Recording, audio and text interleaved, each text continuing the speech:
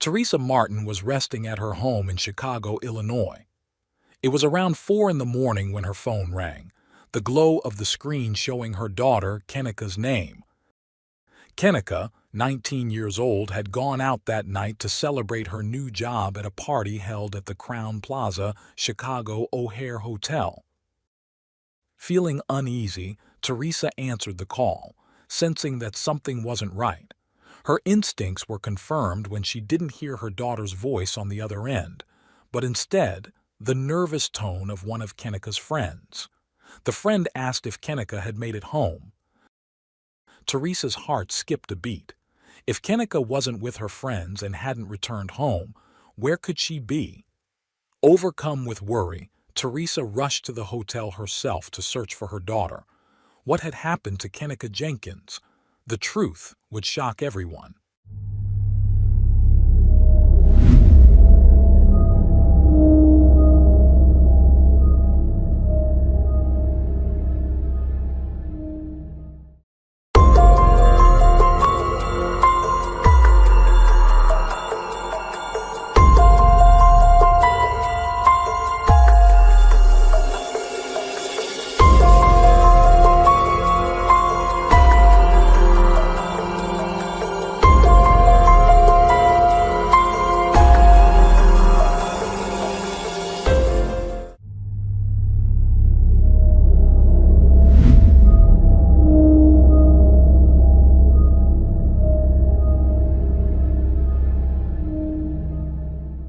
It all started on September 8, 2017, when Kenneka received the exciting news that she had secured a job at a nursing home. Eager to share her joy, she told her friends, who quickly convinced her that such news deserved a celebration. That evening, Kenneka borrowed her mother's car and left the house around 11:30 p.m. to attend a private party organized by her friends at the Crowne Plaza Chicago O'Hare Hotel near Rosemont, about a 50-minute drive from her home. The party was in room 126, and Kenneka arrived with her friends at 1:13 a.m. on Saturday. The atmosphere was lively, with loud music, alcohol, and a room filled with young people. Kenneka greeted her friends, who congratulated her on her new job. However, one of her friends sensed something wasn't quite right. Kenneka, who usually didn't drink alcohol, was swaying and acting strangely as she hugged her friends. Though the odd behavior stood out, no one made much of it since many were intoxicated. The night continued without incident, and Kenneka danced with her friends, refusing to partake in any of the drugs or marijuana being passed around. Still, her friends noticed that she didn't seem herself, behaving in a way that was very different from her usual lively demeanor. Normally, she loved to dance with passion, but that night, her movements were slow and unenthusiastic. She eventually sat down, her expression filled with sadness. As time passed, her friends decided it was time to leave. They left the room around 2:30 a.m., but as they were heading out, Kenneka stopped abruptly. She checked her pockets and realized she had left her phone in the room. Her friends went back to retrieve it, but when they returned, Kenneka was gone. The hotel hallway was eerily empty, dark and silent, like a scene from a horror movie. They searched everywhere, but it seemed as if Kenneka had vanished without a trace. Over an hour passed before they decided to call Teresa, Kenneka's mother, using her phone. They explained that they hadn't seen Kenneka since leaving the party, immediately sending Teresa into panic. Teresa contacted the hotel, but the staff seemed dismissive, assuming Kenneka was just another rebellious teen who would show up eventually. Desperate, Teresa arrived at the hotel around 5:30 a.m., only to face her first hurdle. The hotel refused to release surveillance footage without a formal police report. At 7:14 a.m., Teresa called the Rosemont Public Safety Department, but they advised her to wait a few more hours before filing a missing person report, suggesting that young people often return on their own. Frustrated and knowing something was terribly wrong, Teresa couldn't believe how lightly the situation was being handled. Hours went by with no sign of Kenneka. It wasn't until 12:46 p.m. on Saturday that her family were able to officially file a police report. Only then did hotel management notify their staff of Kenneka's disappearance, around 1:04 p.m. Teresa returned to the hotel by 6 p.m., determined not to waste any more time. They began knocking on every door in the hotel, asking guests if they had seen Kenneka. Their actions led a hotel employee to call 911 to stop the disturbance they were causing. Furious and desperate, Teresa was enraged that more effort was being put into keeping the guests calm rather than searching for her daughter. It took 4 more agonizing hours before police finally agreed to review the hotel's security footage. To everyone's shock, it appeared that Kenneka had never left the hotel. This raised many questions. If Kenneka hadn't slipped out unnoticed, she had to be somewhere inside the hotel. Footage from the common areas was reviewed, and finally, a disturbing image surfaced. Kenneka was seen at 3:20 a.m. walking near the reception, stumbling and swaying as if she were intoxicated. 5 minutes later, she was captured on camera wandering into the lower-level basement area and then toward the kitchen, where she disappeared from view. With this new information, authorities scoured the hotel, but no further clues surfaced. As the day wore on, the search seemed to lead nowhere until September 10th at 12:25 p.m., when a hotel employee made a horrifying discovery. Kenneka had been found inside a freezer, locked from the outside.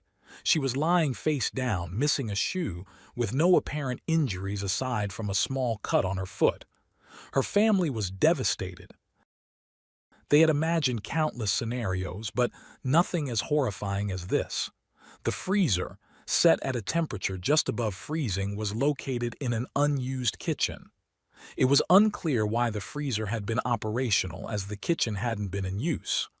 Despite the investigation, the security footage showed no one entering the freezer with Kenneka, and her family couldn't believe that she would have entered voluntarily.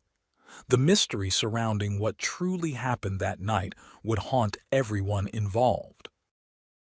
The police began to dig into the final hours of Kenneka's life, focusing specifically on the party she attended. According to their report, the credit card used to book the hotel room for the party was fraudulent and linked to a criminal gang operating in the Chicago area. Despite rumors circulating about foul play involving dangerous individuals, authorities insisted there was no evidence to support these claims. What happened after the party remained unclear. Some witnesses claimed that Kenneka had left with unidentified individuals, while others said she went back to retrieve her phone from one of the hotel rooms.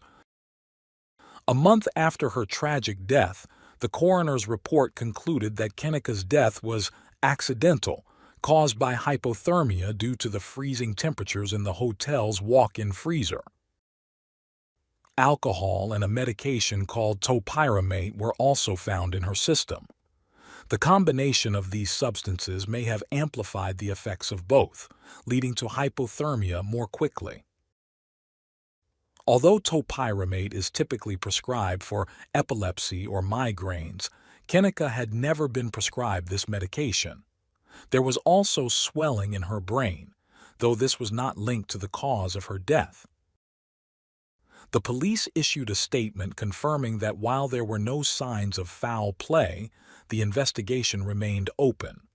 However, Kenneka's family refused to accept this conclusion, convinced that something more sinister had happened that night. They believed someone had harmed her, and they were frustrated by what they perceived as the police's reluctance to fully investigate the matter. The city of Chicago was shaken by the news of Kenneka's death. Protests were held outside the hotel where she was found, with many believing that hotel staff had failed to take her disappearance seriously and might even have been covering up what really happened. Online, theories about the case spread like wildfire. People questioned how Kenneka, who had barely been able to walk straight in the hotel hallway, could have had the strength to open the heavy freezer door. Further details from the forensic analysis only fueled speculation. Multiple bruises were found on Kenneka's body, raising questions about how she sustained them. If, as the official theory suggested, she had entered the freezer on her own, why was her body covered in bruises? Many people believed that Kenneka had fought for her life, trying to escape her fate in that cold, locked freezer. Adding to the mystery was a video Kenneka had posted earlier in the evening, showing her smiling and enjoying the night with a friend.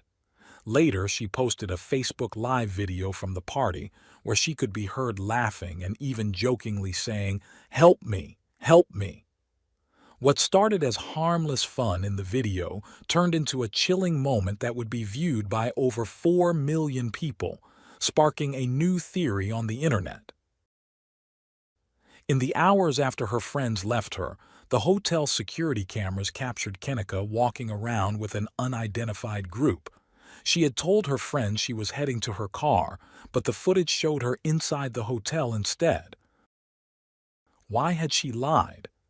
After this mysterious interaction, Kenneka disappeared from view for several hours, only to reappear on camera at 3:27 a.m., visibly disoriented and struggling to move. At that point, she could barely walk, relying on the walls and furniture to steady herself. Questions started swirling. Had she consumed something other than alcohol? Her friends and family knew Kenneka rarely drank, as she had a low tolerance for alcohol. Was she forced to drink, or had she been drugged without her knowledge? Another theory emerged, that one of the boys at the party had been infatuated with Kenneka, but she didn't reciprocate his feelings. This idea was strengthened by a live video recorded by one of her friends during the party. Some viewers claimed that if you looked closely, you could see Kenneka being assaulted by a group of boys on a bed in the background. According to this theory, the assault led to her death, and her body was placed in the freezer to cover up the crime. While no concrete evidence supported these claims, the mysterious and heartbreaking circumstances of Kenneka's death left many questions unanswered and fueled widespread debate about what truly happened that night. On social media, various theories emerged about what happened to Kenneka, including accusations against specific individuals. Among the rumors, some speculated that her friends had betrayed her for money, leading to an unfortunate series of events that ended in her death. It was even suggested that the hotel itself may have played a role in covering up the incident.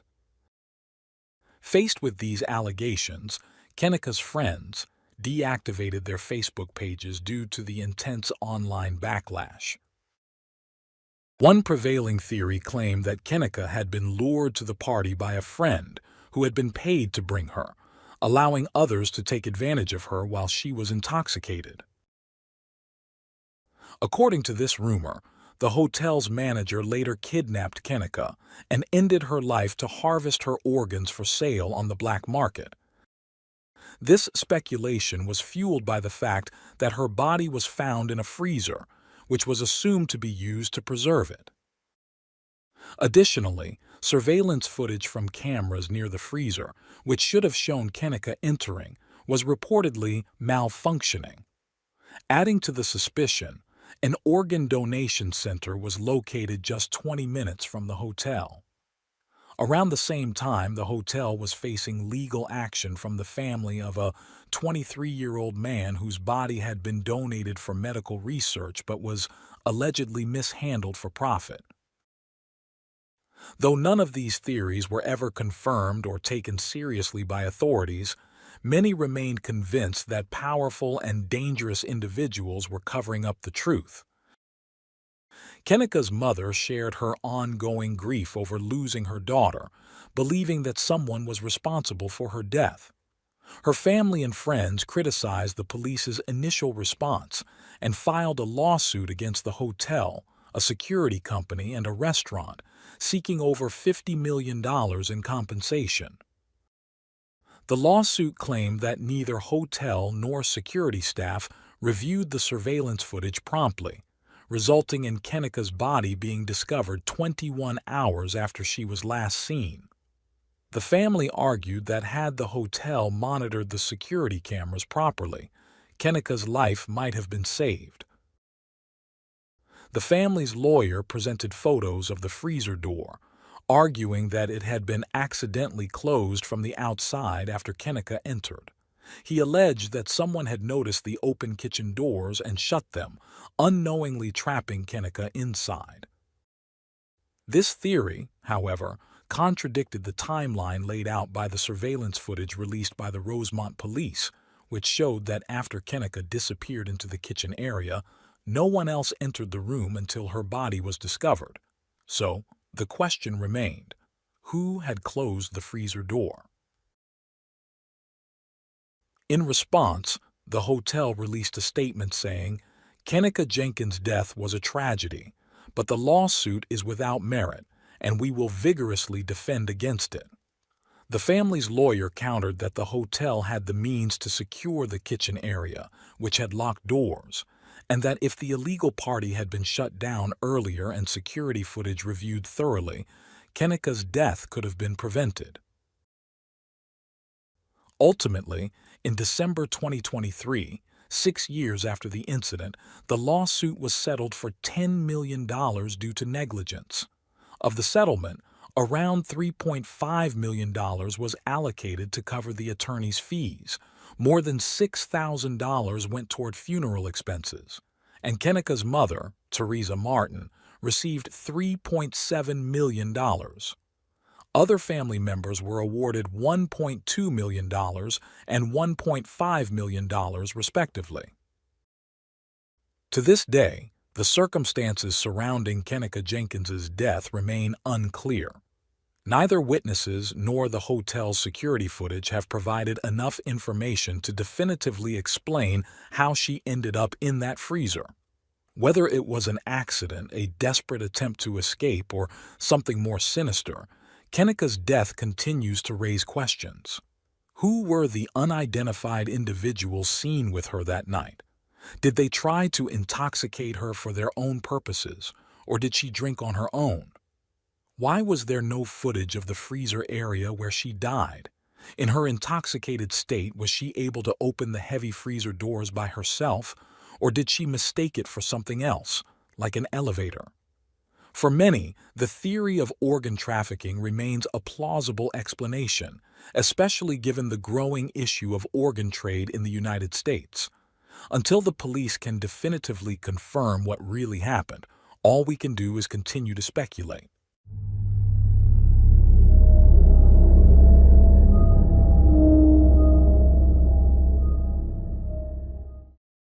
Thanks for tuning in to Unreal True Crime. If you're intrigued by mysteries from around the world, check out our new channel, Latin Crimes, where we dive into the gripping true crime stories of Latin America. Don't miss out. Subscribe now for more thrilling investigations.